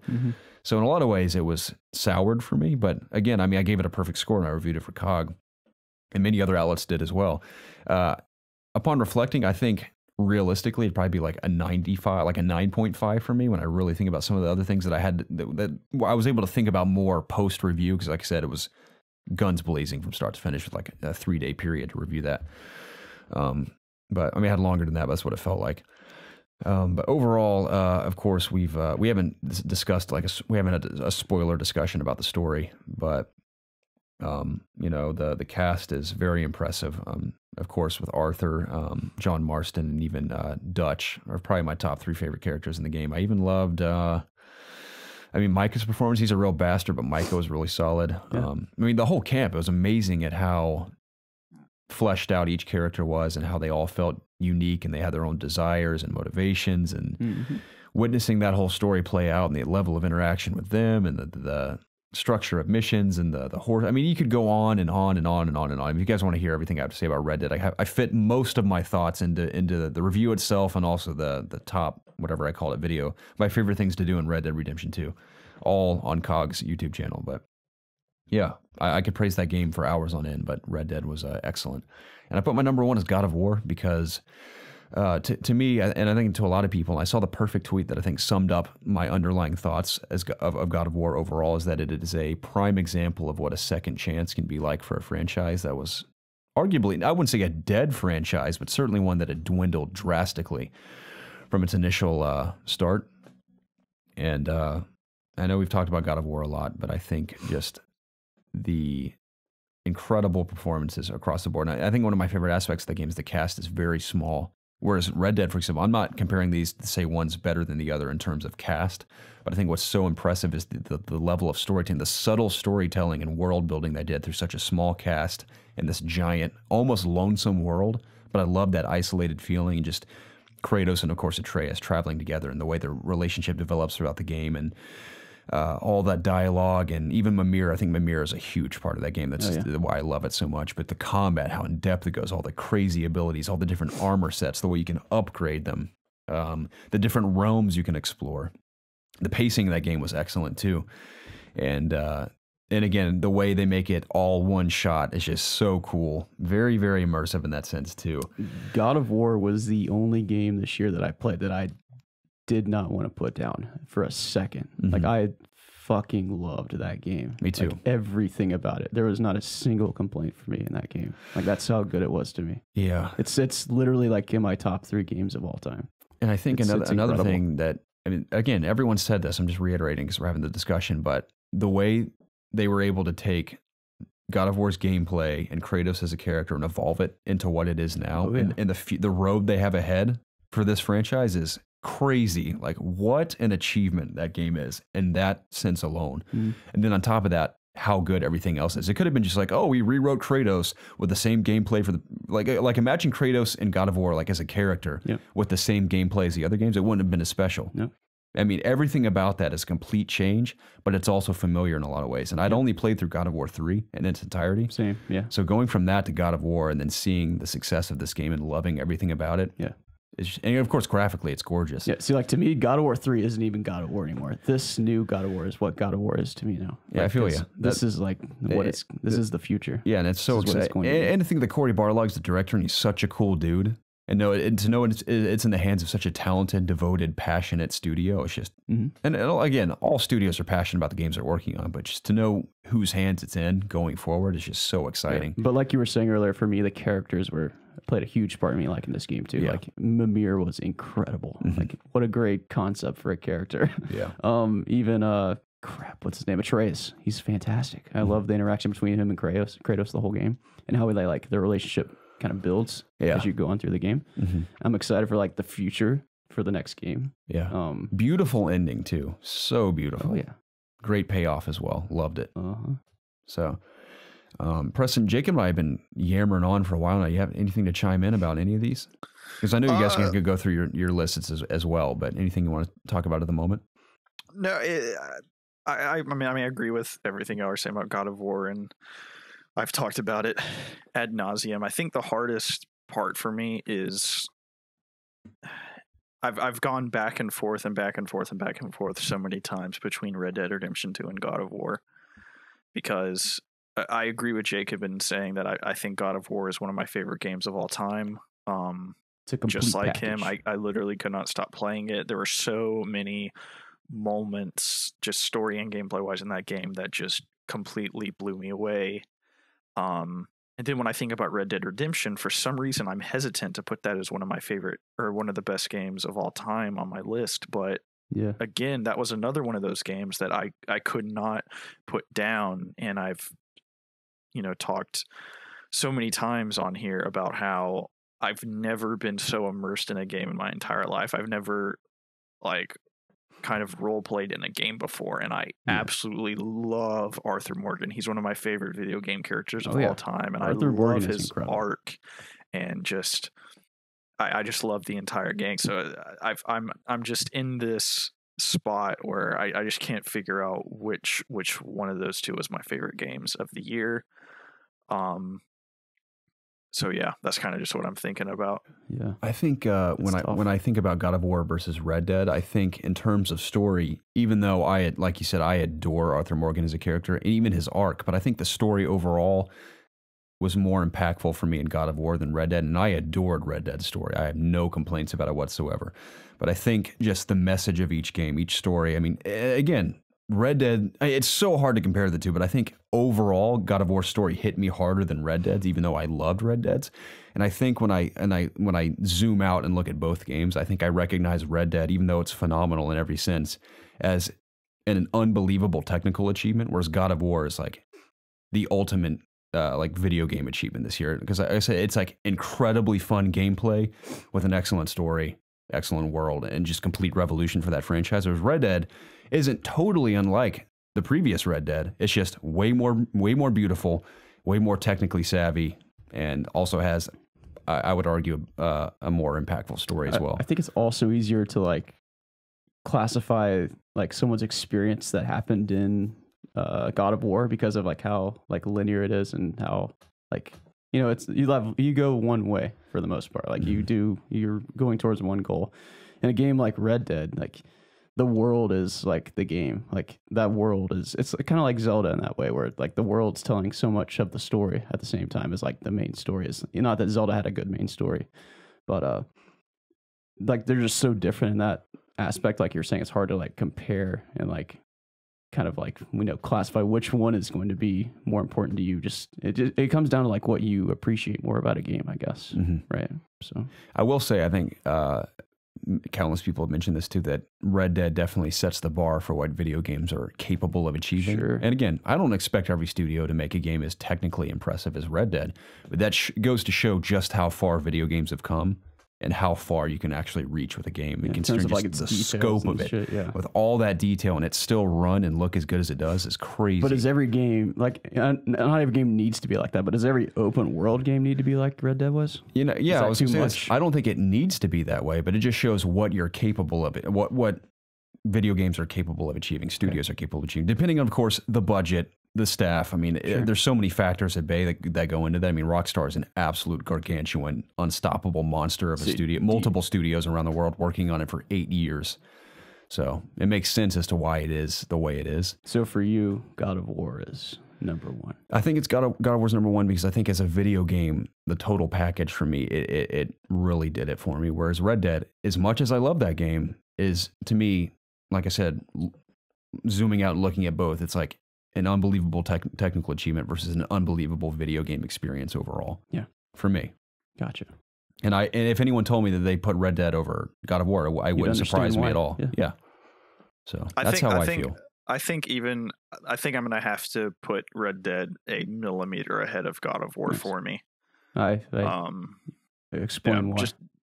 I already have. just the reasons I said, just the immersion factor. And on top of that, I think Arthur Morgan, again, is just one of my favorite characters. And I believe that also played into why I was so immersed in the game, is because I just wanted to, like, help him on his journey. Like, I wanted to make sure he was dressed nice and, like, was doing everything correctly. Yeah. So, and it's a hair. I freaking love God of War so much, but I think that just my personal experience, like I've said, that I haven't really had with a game before with Red Dead, kind of pushes it over the edge for me. Yeah. Just like, I'm glad that that's your game there, but for me, like Red Dead, there was too much downtime for me. Like, I often found myself like just like between quests or like riding to the next place I need to go. Like, I just thought it was a little too much sometimes, in terms of, like, I just found myself getting bored and I wanted to put the game down and go play like Blackout or something. Yeah. That's often what I did, like I would do a couple quests and I would turn the game off because I was bored. Not that I wasn't enjoying it, but I was like, I wanted something more action packed or something like more, a little more immediately satisfying. Yeah, because like I don't have like days to just sit around and play games like I used to. I have a set amount of time that I can. That might have been a reason as well, because I had a pretty lengthy amount of time where I could just sit and just completely lose myself in that game. And even those, I'm sure I had those moments of just writing, but I just always felt like I was either finding something on my way, like I was constantly going up to houses that I would find, and I was constantly hunting, or I was, always having random events happen to me. So it didn't seem to me like there was too much just like empty space. I was always kind of a little bit away from something, or something was happening to me, At the same time, though, like when those like long rides were occurring, I appreciated it when like it was with another character and like the dialogue was going on. I appreciated like that kind of storytelling in terms of like what they were like about to go do, or like a relationship that was sort of being built as they were writing. Definitely. For sure. I wanted to say too, I think something that kind of sucks for me is, like I mentioned, I just was not able to really immerse myself into the game because I had to play through it as fast as possible. Yeah. So I wonder like if you would have had I was going to say, if I had ample time to really let myself enjoy that game for every ounce that it is and take my time with it through the story, I think I would have definitely, I love the game, but I feel like I would feel a little differently about it because of that. Don't worry, bro, just play through it now. Yeah, that's why I'm desperate again, as soon as I can, to play through it again, but we just constantly have games coming out, so for me to realistically play through that from start to finish all the way through again is probably impossible. Yeah. But I think my mindset would be a bit different had I had enough time to really, really get into it. Yeah, like the moments that stick out to me are not even on really the story missions or anything. It's just going into Saint Denis or Saint Denis. Saint Denis? The first time going to Saint Denis was awesome. Saint Denis, like just getting off the horse and walking around and going into the tailor shop and like getting some fancy duds to like fit the city, or howdy partner, or What's that? I'm just saying howdy to everyone. Yeah, it's just and like getting a haircut and customizing the gun and just getting a horse. Like I remember buying my horse Beth and just pimping her out, man. Like the haircuts and the saddles and everything, and keeping that horse like from the last half of the game and stuff, and just the whole process of like building the bond with it and everything. It is just those are just really long intimate moments that don't even have to do with the story of me just kind of interacting with the world. That's what I think about when I think back on Red Dead, for sure. So should we, like, one of us move on to our list now? Yeah, to your top 5. I guess I'll go next. Let me see. Number 5 for me was Black Ops 4. Surprisingly, well, not surprising to me. Mostly just because of Blackout. That's like I said earlier. It's like my first real dip into a BR, and I get why people love playing this mode. It's fun. It's just I've already spoken enough about the game, so I'm not going to say too much more. But I'm excited for like the future of what the mode can be in Blackout, and like, you know, and like they finally added new cosmetics that I actually want to get now. And I'm like sitting here like, should I actually spend real money to get these? So I'm glad like that conundrum's happening in my mind, because I want to look cool while I kick ass. Definitely. You know? Or lack thereof. Yeah, or to get my ass kicked. Yeah. It doesn't matter. It's still a lot of fun. Number 4, like I mentioned earlier, was Celeste. Spoke about that pretty extensively earlier, so I'm not going to say too much more. Number 3, Monster Hunter World. Preston, we could probably both talk about this because I assume this is on your list. Yeah, it's number 5 for me. Gotcha. So Monster Hunter World, it's like looking back on this year, like when it came out in January, I think it was. Like when that game came out, I like didn't know what to expect. I kind of just took a chance on it because I've never played a Monster Hunter game. I saw some streamers playing, and I was like, you know what, this looks like it could be fun. Little did I know that I would be like completely addicted to it for like 2 months. It seemed like I loved that grind in that game. It was so much fun to like go to all the new zones and like track down enemies. Although like the tracking was pretty basic in terms of like, if you just like caught the scent of them, it like led you to the monster basically. So it wasn't like challenging to go find anything, but just like the experience of like every monster has like a unique set of moves or like what they do and what they're weak to, and how you can take advantage of that as a hunter. I enjoyed that aspect. I enjoyed all the crafting, all the like getting the certain parts from all the monsters to make certain gear or weapons. Just in like that aspect, the grind was incredible. It often felt like a little bit like an MMO in a sense, just because of like all the busy work you had to do, which I kind of enjoyed, you know. The only thing I had a problem with was like I feel like the game could have had more. Like I know with like doing all those systems and making all those creatures, like that's got to be a lot of work, especially on a new platform for Capcom, for Xbox One and PS4 and now PC. But I just like I know that new DLC is coming out. Is it 2019, right? Like they announced it at the Game Awards. Yes. And I'm going to jump into that. I think it depends how busy I am in autumn. But yeah, like it was unfortunate that I had to kind of like put the game down because I didn't want to put the game down, but I like ran out of stuff to do. So yeah. Preston, do you have anything more to add to that? No, it's pretty similar. That was my first jump into the Monster Hunter universe or the Monster Hunter world. Yeah. I was completely, me, you, and Jay were just completely addicted to that game for a while. And that was what weapon did you end up going with? The longsword. Gotcha. See, I used the great sword. Yeah. I primarily used the longsword, and I got into archery as well, but I was most proficient with the longsword. But yeah, just grinding for that really cool armor, just fighting those boss, that was just so incredibly addicting. And that was a good start off to this year. A big surprise to me. I didn't know that game was really going to grab me like it did. Yeah, I think they were called the last bosses, the Elder Dragons. Is that what they were called? I enjoyed like how. This is going to sound weird, but I enjoyed how like all the parts you needed didn't always drop. So it like kind of created a grind where you'd have to like keep grinding it a little bit to like Because at the same time, you'd be learning like how to fight these dragons better, but at the same time, there's like a grind that like keeps you playing. And in terms of that, I enjoyed the grind at the end of the game, but I like wish there was more of that, which they've kind of added through like some monsters they've added through the game. But like I was saying, I wish there was like more, like a reason to keep playing every week. Because I feel like the reasons that they provided to play every week wasn't enough at the end of the day. Yeah. To like make it an ongoing game, which is what I think it needs to be successful. Like long term, in terms of like becoming something like a Destiny, maybe, which is what I could see this game becoming. Maybe not like Monster Hunter World, but like another title down the line, maybe. So, yeah,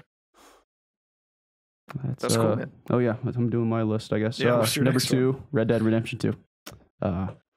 We've talked about that very extensively. We have. I enjoyed my time with it. Wasn't a huge fan of the epilogue, but again, I think that's mostly because I can't say. Yeah. But Can't say again, at least. the main game is knocking out of the park. Like I enjoyed it from start to finish. Just like I said, there's those dull moments where I kind of wished I was doing something else sometimes. I wish I would have touched, like when I first started playing, I played a lot of the hunting and I did a lot of the side activities. I stopped doing that for whatever reason. Maybe one day I'll get back to it, but right now it's not really calling to me. Did you do a lot of the hunting, either of you? Like, was it In Red Dead? Yeah, I did a like ton. super enjoyable? Yeah, I loved hunting. Yeah, I did like the first couple like hunts for the legendary guys, and I just never finished. So I can't tell you why. But number 1 for me is God of War. Great game. Agreed. It's okay. It's okay. Cool, man. Yeah, lots of epic moments in that game. Plenty. And, which I mean, I want to mention them because it's like been so long since the game's been out, but I'm not going to, for spoiler's sake. I understand. So my number 5 was World, which we already talked about that. My number 4 is Assassin's Creed Odyssey. There we go. Nice, Yeah, dude. yeah, that game is really awesome. I still haven't beaten it yet, but I'm definitely 1,000% going to go back and finish it. Once it just kind of depends on how I feel. I'm just really into Dragon Quest right now, but I swear I'm going to go back and finish Odyssey. Are you playing as Alexios? Yes, I am. Okay. I don't really have any. I am enjoying the story. There are some really cool things going on story wise.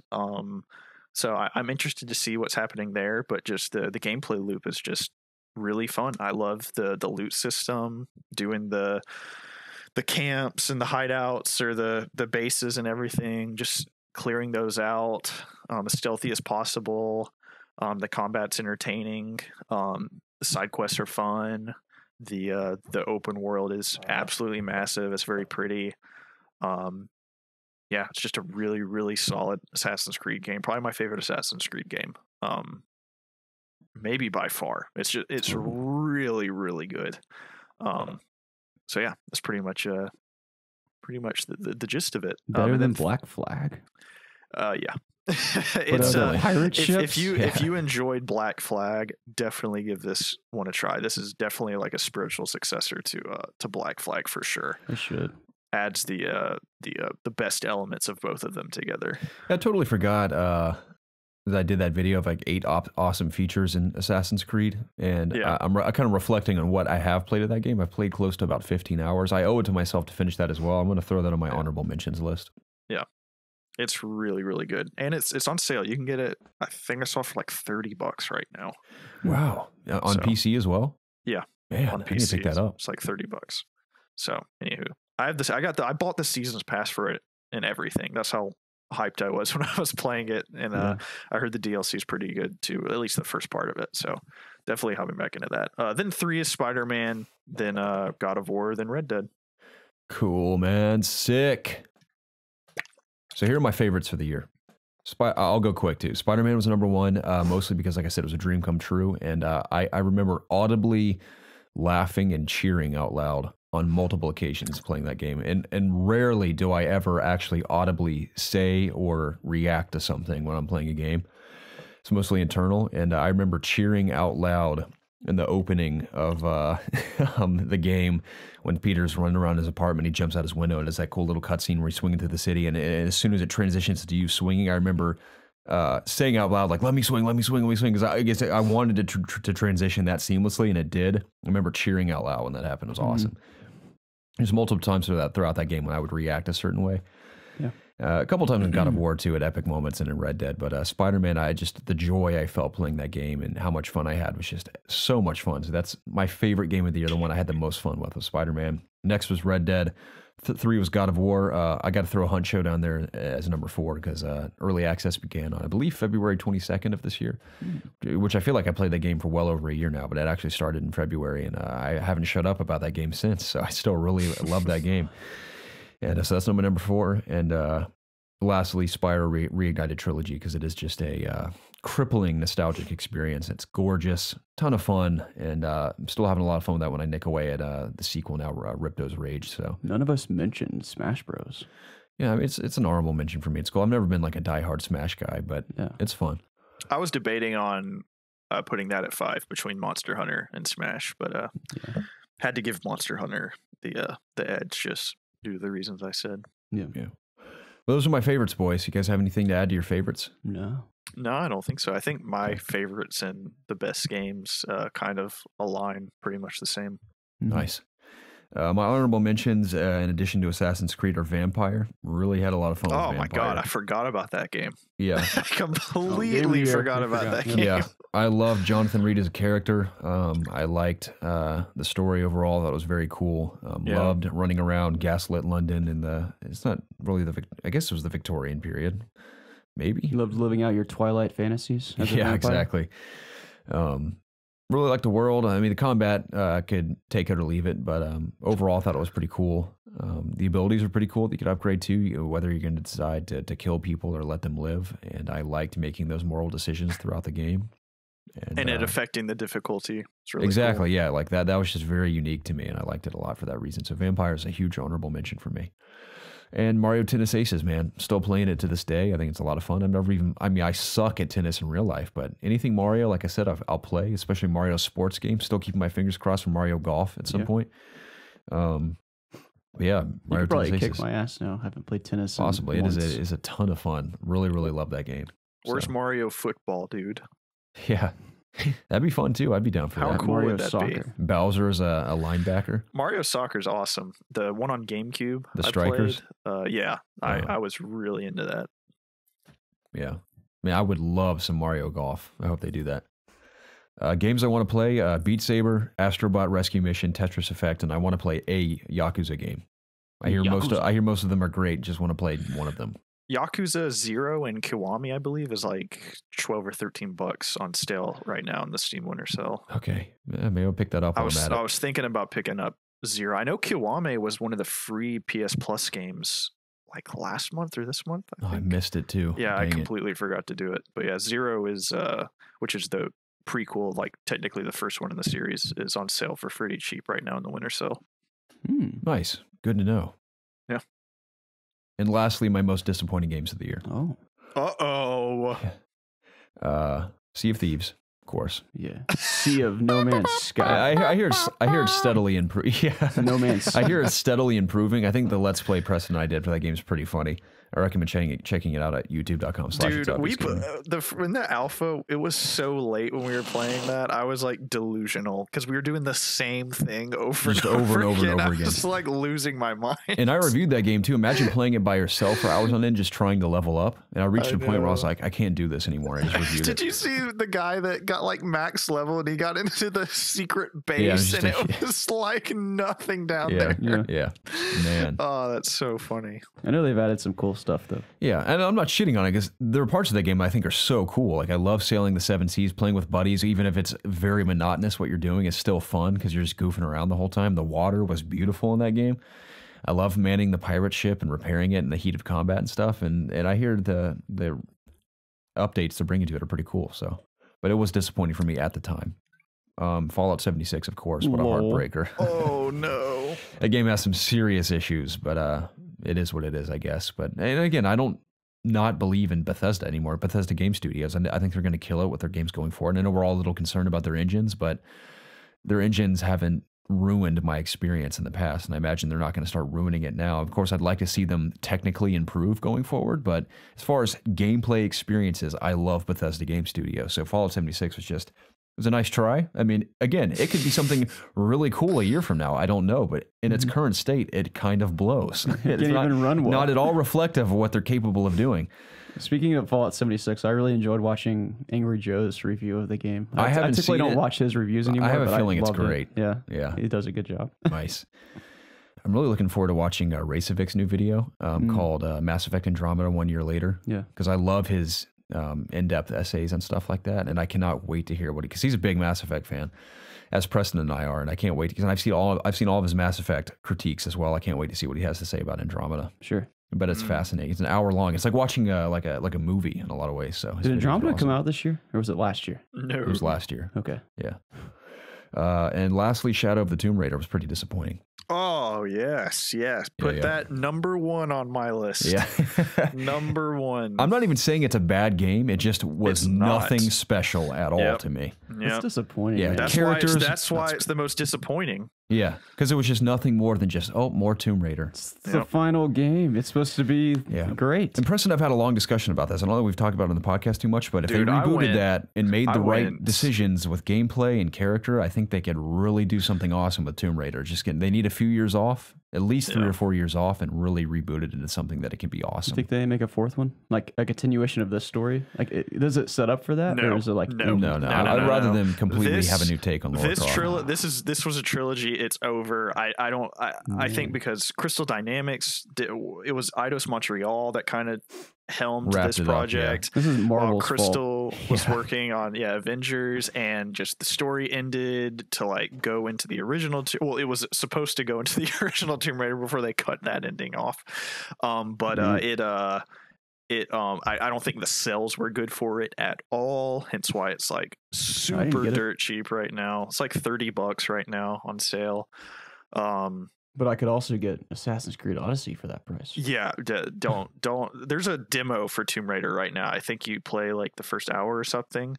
If you want to hear me just completely go all in on my disappointment, I think it's a few podcasts ago. I'm not sure which one, but I think one titled Shadow. I spent like 30 minutes just going off on this game. But anyways, yeah. I remember like going into that podcast like expecting to hear some good things about Tomb Raider, but I was just like, whoa, this is not good. Shit sucks. It's not bad. No, it's not bad. It's just like Garrett said. It's nothing. It deserved better. Like that third installment. And that's the thing. Is like I completely understand the way that Eidos Montreal went about this. It's like not their franchise. They haven't really been a part of it. They don't want to mess it up, so they played it so safe. It's just so safe. That's why it's disappointing. Gotcha. And the direct opposite of that is an example like God of War, which is not safe at all with the changes they made, and look how it paid off. That's another reason why it's so satisfying.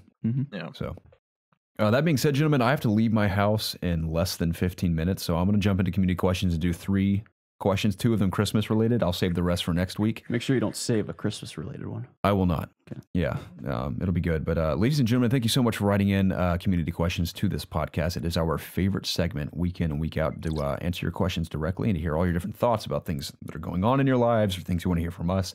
It's always exciting. If you want your questions read on this show or Ask IOG, which does exist here and there, you can write in and reach us in one of 3 places. You can email us at ItsObviousGaming@gmail.com. You can tweet at us at obvious_gaming, or submit your questions in the Ask IOG section of our Discord channel. Now, if you want your questions read publicly on the show, always include the hashtag AskIOG so we know you want your questions read out loud and not your private messages. That'd be great. And that being said, all that info for all of those places can be found in the description of any podcast feed you're listening to or our YouTube channel in the description. So again, please keep them coming. We love them, and we will never leave you hanging unless it's incredibly outdated, which thankfully doesn't happen as often as it used to. That being said, the first one comes from J22 Dodge. He says, "Merry Christmas, my fellas." Merry Christmas. When I was in high school, B beat Ninja Gaiden Black on Master Ninja difficulty. 5 years down the road, it is still the most satisfying video game accomplishments of my life. Maybe one of those most satisfying. Maybe one of the most satisfying. Sorry, I have so much snot in my nose. Maybe one of the most satisfying accomplishments of my life in general. I have a pretty dull life. My question to you guys is this. What is the most satisfying accomplishment of your video game careers? Anything from beating a hard game to winning your first game of Fortnite. Thanks for all your awesome podcasts. Keep up the good work. Biles. Preston, is it for you platinuming either Persona or Bloodborne? Probably. Yeah. Probably One's so incredibly Bloodborne. grueling, the other incredibly difficult. Yeah, Persona I had a Google Doc out and was just doing exactly what it said to do. So that just took a while. Oh, I would say I'm pretty proud of defeating the final boss of Kingdom Hearts 1 when I was as young as I was. I was in 6th grade at the time, and, It was so and hard. I was pretty dude. bad at video games. I was pretty proud of myself for beating that at the time. More recently, I would say playing through Red Dead in about 5 days. That was an accomplishment. It was not a fun accomplishment, but an accomplishment nonetheless. So, yeah. Getting through multiple raids in WoW, like learning how to like work as a team and like, you know, do mechanics right and kill bosses was something I enjoyed doing a lot back in the day. I wish I could still do it now. Getting my legendary daggers from one particular raid that was specific to my class was like really a cool moment for me. Cause it takes like literal months to grind out all the materials, and like you have to have like a group of people around you to do that with, and like everyone either liked me or like trusted me enough to give me those legendary daggers to like help the raid team like into the future, which is a cool feeling. Also beating Bloodborne in general was like big for me because I had never played a Souls game. Yeah, anything like that, and it was a big like. I remember getting to like the 4th boss and like just thinking, can I even beat this? Like that Vicar Amelia fight was like brutal. I for couldn't me. beat Vicar Amelia without you two. I remember we did a Let's Play and you helped me beat That's her. right, yeah. Yep. See, I like refused to get help on that fight. I wanted to beat it, and I eventually, like, I think I got lucky and somehow beat it, but it was a lot of fun. Then I like took that and went right into Dark Souls 3, and that was fun. Didn't beat it, but I enjoyed that experience. Those are my 2 big ones for the most part. Here's sure I have other ones I another can't I think forgot of. to mention. My glory days playing Call of Duty 3 multiplayer. Hmm. I was a machine in that game. I would get, Yeah, on yeah. average, I'm talking about average, capture the flag, eat or damn, 150 kills with a sniper rifle. Yeah, Not even exaggerating. quick scope. Sometimes, yeah. I mean, it was disturbing how good I was at that game. Yeah. So it's the only game I can say like confidently that I was truly phenomenal at. You're pretty good at Halo. I've never been that good at any other multiplayer game in my life. I mean, I had some good times in Halo, of course, but yeah, nothing quite like my time in Call of Duty 3. So that was a huge accomplishment. Next week, we're going to talk about, I'm going to do more questions too. I just wanted to say next week will be our most anticipated games of 2019 discussion. It's a fitting end, I think, to the year. We'll talk about, just reflect on 2018 a bit more, but I wanted to say, speaking of Souls games, how much I'm looking forward to Sekiro, Shadows Die Twice. Yeah. Mm-hmm. That game looks awesome. Very excited to play it. Next one comes from Fribes. Fribes says, so since you all already probably bought any games that you would have wanted, what are you all hoping to get for Christmas? Literally asking because I don't know what to tell my family I want. I saw you guys had a discussion at the Ask IOG about this. Making fun of him for asking like 5 days before Christmas. Yeah, I only asked for one thing. I asked for a new camera lens that my parents did purchase for me for Christmas. They already gave it to me because I wanted to use it for some videos, but it's a prime lens. It is an 85 millimeter T1.5. Oh. So the lighting is gorgeous. The depth of field is incredible.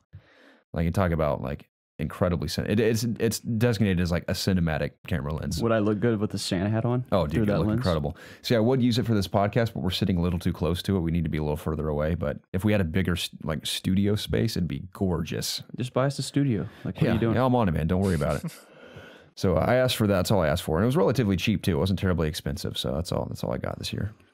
So, I asked for another desk so I can make an L shape in my room. cool. That's what I have. Yeah, so I want to have multiple screens, and I need more space to do so right now. So I feel you. I asked for some sweatpants, some boring shit. You know, Yeah. I don't want to ask like too much anymore. It's weird like asking you know. It is. Yeah. for Like, the gifts. older I get, if they ask like, what's something you want? If it's something that I think is reasonable and something that I could actually use, like the camera lens, I want to use all the time for video, so that's why I asked for it. It'd be Honestly, weird if I was like, like- I'd like, I don't know, what would be weird to ask for in your 20s these days? I don't know. I don't know. Yeah, I like to think of practical things for Christmas when I ask my parents for them. But like if I said like I want all these video games for Christmas, it'd be kind of weird. Like See, I'll I just don't buy ask those for games myself. anymore 'cause, just buy them. I'm not saying there's anything wrong with that at all, but for me, I just kind of feel weird at this age asking for that. I asked for some red Joy-Cons, Oh yeah, Yeah. that's nice. so maybe I'll get those. Yeah, those would be cool. Wow. Time to spice up the Switch, you know. The Definitely. gray's getting a Already- little old. I already And I got also my went four of Christmas them, gift, So, for which is this other monitor I got. That's my Oh. gift. So It's very nice. I love that monitor too. oh it's nice. yeah, I was thinking about getting that monitor. It is solid, Yeah. very solid. My sister got me a new bathrobe. Oh, what you were wearing earlier. Yeah, for cold days. Yeah, Nice. so I feel like I need a bathrobe. it's nice. It's very comfortable. Keeps you very toasty too. Yeah. So You ever just walk around? I got these new slippers too. You see these? Ooh. Yeah. Nice. They're very cozy. Are you spending Christmas here? I am. Yep. Gotcha. So, Fribes, that's all I asked for is a lens. Jacob asked for Joy-Cons. Preston, what'd you ask for? This Yeah, the monitor. table. The monitor? Cool. Nice. Yeah, that's about it. Lastly, Yusuf Waleed writes in and says, forgive me, Yusuf, if I'm pronouncing your name incorrectly. He says, hello, you hunky, beautiful men. Wow. You all talk about your favorite video games, obviously, and movies, but what about other forms of media? Books, comic books, anime, etc., except MHA and One Punch Man. We know you love them. What is MHA? My Hero Academia. Yeah. I've never seen it abbreviated that way. He says, here are some of my favorites. His favorite book is 1984. His favorite anime is Code Gas. Gas. Code Geese. Gias? Code I Gias? have no idea. I don't know. I haven't heard of it. I've heard of. I know what he's talking about. I just don't know how to pronounce it. This is boring. My favorite book series, of course, is Harry Potter. I mean, I adored those books as a kid. I've read every single one cover to cover, and love them, of course. Love the movies too. But I also want to give a shout out to the Girl with the Dragon Tattoo series, specifically the first 3 books that are from the original author. Now, Girl in the Spider's Web was the 4th book in the series, written by a different author after the original author passed away. And unfortunately, as beautifully shot as the new movie is, The Girl in the Spider's Web, I heard it was just awful. I heard it was a bad movie, which sucks because I really liked. I just talked about him last week. The director. I'm so out of it. But the movie with Rooney Mara, the previous Dragon Tattoo movie, I liked a lot with Bond in it. What's Bond's actor who plays Bond now? I can't think of any names. James No. Cameron. Daniel Craig. Daniel Craig, yeah. Really liked that movie a lot. And after seeing that movie, I was like, man, that was awesome. And the way it ended, like, really tore me up a bit. I was really, really sad. So I I was never like, saw it. I need to read the rest of these books. So I read The Girl Who Plays with Fire is the sequel, and then also The Girl Who Kicked the Hornet's Nest is the third one. Really, really liked those books a lot. So I would say those are some of my favorite books. And anime, I love, I only watch mainstream anime right now. I don't really get into the niche of that kind of stuff. Yeah, I know there's a lot of great stuff out there, but I really loved Erased. Loved Death Note, man. I thought Death Note was awesome. For me, Castlevania Season 2 was awesome. Is that considered an anime? I would say, yeah. Okay, if it is, then that's on my I'm list going to too. say right here it is, yeah. Okay, yeah, if that's the case, then absolutely, that's on my list too. Attack on Titan, and My Hero. And One Punch Man. One Punch Man is probably my favorite right now. It's Yeah. incredible. Did you watch that this year? I think maybe this year. If not, I still need to watch last that. year at some point. It is so good, man. Oh, Jacob, you haven't watched any of it? No. Oh, dude, it's freaking awesome. I cannot gotta wait watch it. for the follow-up season. I haven't watched like any I'm all caught shows up on My Hero, lately. by the way. I've seen everything up to this point. Hmm. So I cannot wait for more of that. Yeah. I need to awesome finish show. season 3. Preston, any other media that you consume that you want to mention? This year? Not really. I mean, books. I guess Harry Potter. I never ever. What ever about read. 12 Years for Life, An Antidote to Chaos by Jordan Peterson? Yeah, that one. Anime, Any- the only other anime is I really like Sword Art, so I guess I'd put that on there. I really like Darling in the Franxx too. I need to finish that. That was a popular one. Yeah. What about music? You guys listen to any new albums this year? Anything that stuck out to you? Albums. I don't want to make this go on. I wouldn't say an album overall really stuck out to me this year.